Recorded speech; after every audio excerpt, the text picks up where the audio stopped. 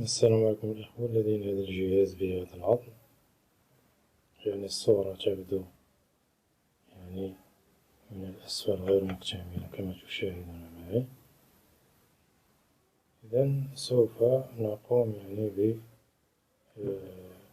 بتحقق واكتشاف هذا العظم وإصلاحه معا. إذن إخواني الكرام،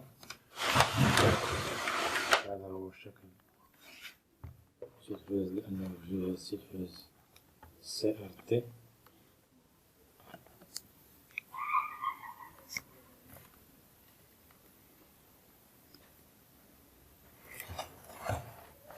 جهاز تلفاز CRT كما تشاهدون معي. فقد أخذ من هذا الجهاز ربما يعني أكثر من 3 ساعات ولم أصل إلى الحل. أي تقني ربما سوف يذهب عندما يرى هذا العظم، سوف يذهب مباشرة إلى دائرة الفيرتيكال.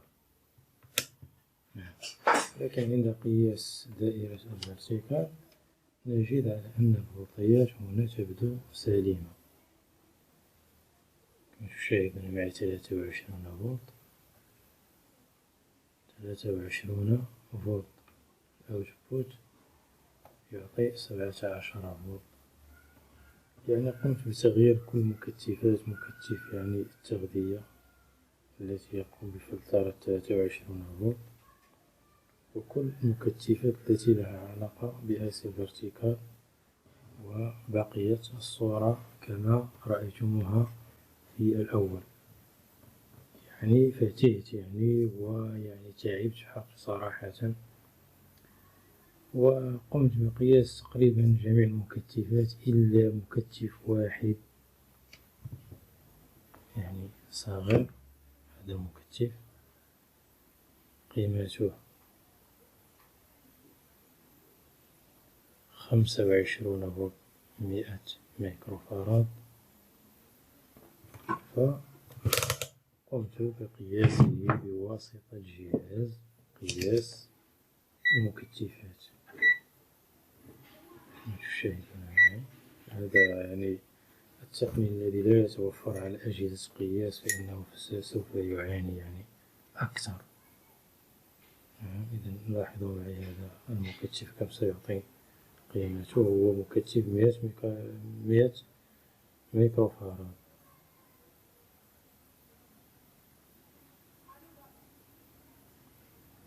هذا هو المكثف هذا هو المكثف الذي أود تركيبه. عفوا، هذا هو المكثف الذي أود تركيبه. هو مكثف يعطينا قيمة تقريبا 100 مايكروفاراد.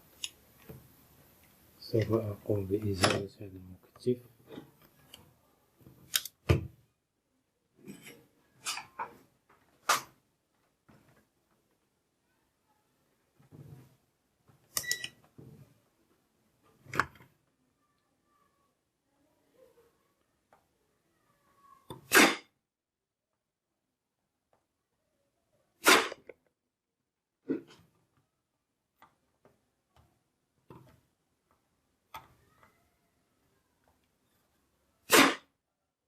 أحد أن أستعمل طريقة النفخ.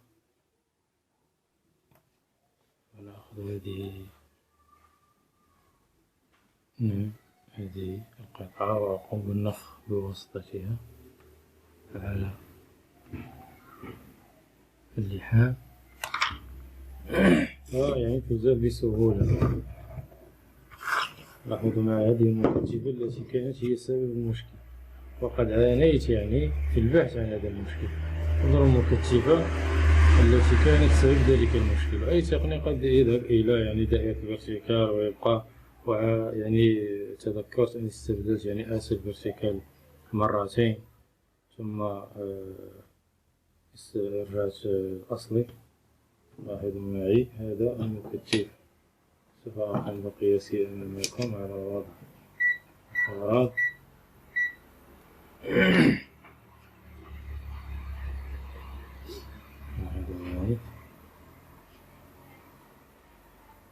كم سيعطي؟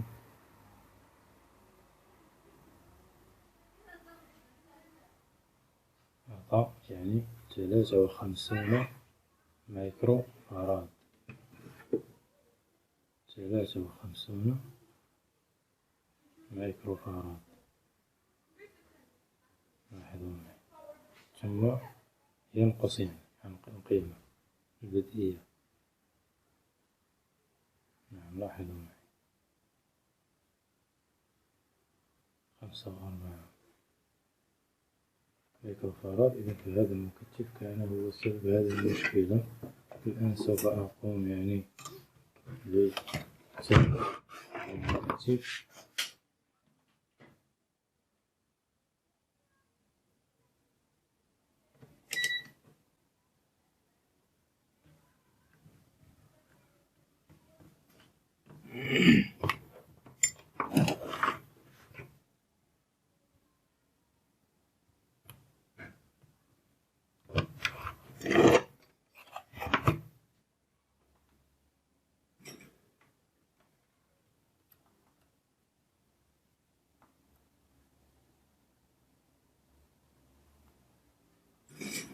سوف أمر الجهاز بالكهرباء وأقوم بالضغط على زر التشغيل. لاحظوا معي، الآن سوف تظهر الصورة كاملة. لاحظوا معي الصورة كاملة.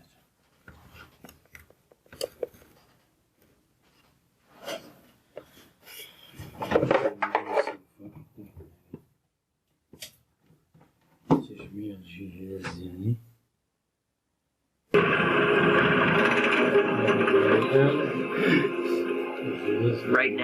حاليا أشعر بالتوتر الشديد، وإلى أن نحصل على بعض النجاح ونتأكد أن بمقدورنا التحليق، أعتقد أنني سأبقى كذلك. هذا المكثف الصغير هو القيمة ديالو 25 فولت 100 مايكرو فاراد.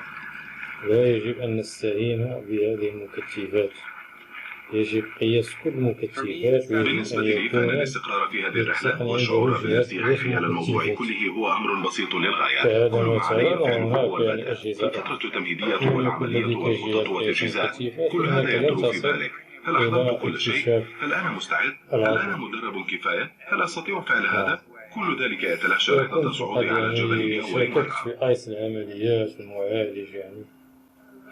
في اللحظة التي تسمح للخوف بالتسلل لعقلك ولن تكون في المستوى، يجب أن تبذل أقصى جهدك على الطرق الأكثر ارتفاعا.